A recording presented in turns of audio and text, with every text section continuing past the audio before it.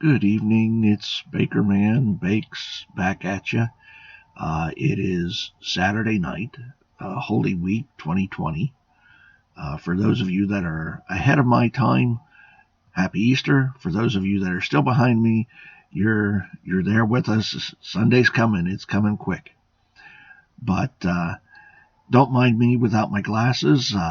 Been a little too much into the computer and it's been bugging my eyes a little bit. But here I am. I want to get comfortable again in the evening now. It's about 10:55 here, I believe, where I am. And I've had a long day to think about things and get some other things done. And something that occurred to me that never people don't look at real closely when looking at the Easter story is what happened to the disciples. Only one stayed with Mary during the crucifixion. One, which is Peter, followed to the court and betrayed Jesus 3 times. We know that was Peter. He took off. Then there's also what we know about Judas is that he took the money, gave it back to the Sanhedrin, then ran off and committed suicide. And because of that, they took the money because it was considered blood money since he committed suicide, and they used it to buy the field and used it as what they call potter's field, where those who couldn't be buried in a proper way to Jewish law and stuff would be buried in that field. And so what happened to the others, though? We know that the scripture says they scattered, they took off.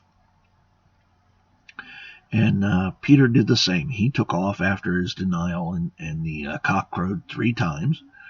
And so they all scattered before the crucifixion.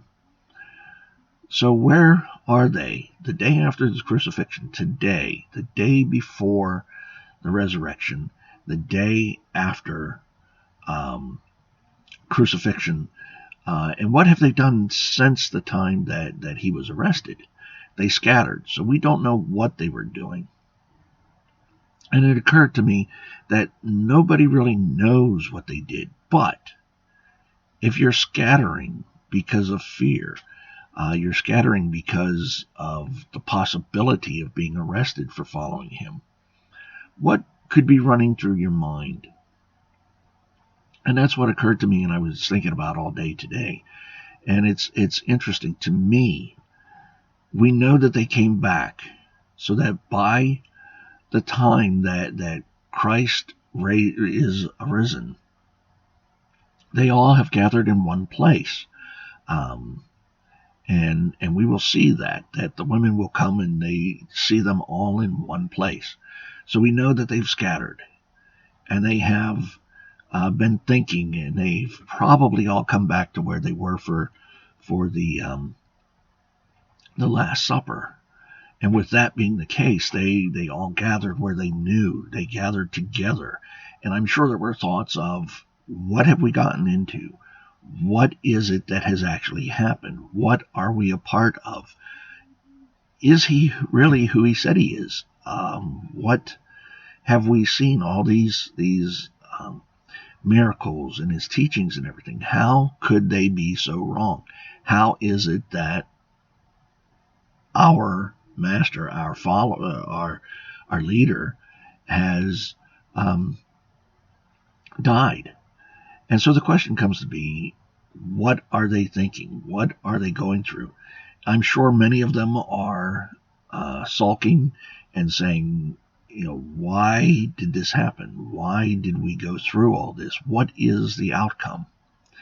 And I'm sure there are some that are saying, we know the outcome. We're just waiting for it to come. And I'm sure that there are many that are saying, why am I still here? This is over. It's done. He's died. He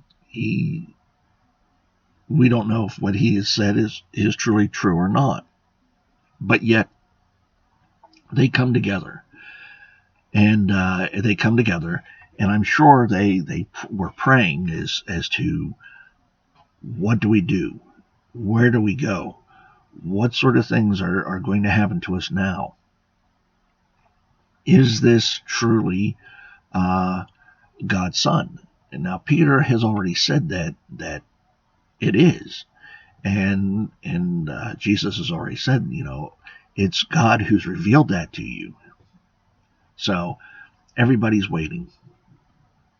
That brings me to how that applies to us this week, this year, at this time in history. I know that everybody is separated, and I know that even as friends here on the site, we're all separated. Being everywhere from Australia to the UK to Vancouver over there on the other side of the country from where I am, which is East Coast, and Nova Scotia, Pennsylvania, Idaho, everybody like that. And I know that we as believers are scattered, but we also long to come together. I mean, we're hoping that this will go away and we will be able to come back together, which we will in due time. But right now, I can see many of us, and not just those of us that are believers, but many in general that are questioning everything as to why can't I go do this? Why can't I see this person? Why is it important? What's going on? And those are the types of things that I'm sure the disciples are all asking.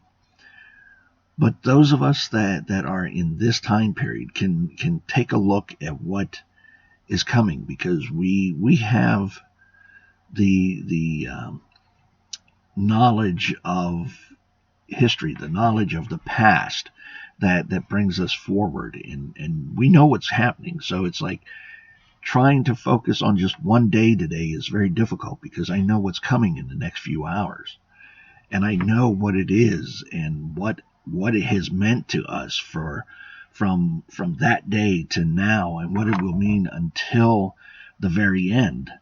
What is that? What's that mean? But I'm looking at just them being separated and coming back together, and those of us that are separated who want to come together.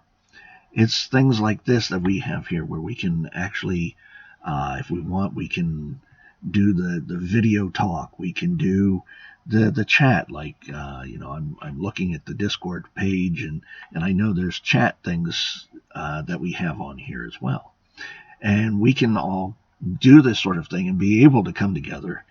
And even though we are very much separated, but the nice thing here is that with them still being slightly separated and coming back together, they were there and they were in one accord. They were believing what Christ has said. They were believing and hoping on what he said. They were still doubtful. They were still questions, I'm sure. Because even now, in 2020, who doesn't have questions? Who doesn't have a doubt now and then? I've been a believer and follower for a very long time, and I still have doubts and failures at times. But that's the nice thing about what we have coming to us tomorrow. The nice thing about being a follower is that we know that we are forgiven. We know that we're going to fail. We know that we're going to fall. That's the nature of being a human being. We know that we're separated right now, but we will come together. We can come together as we can through these videos and things.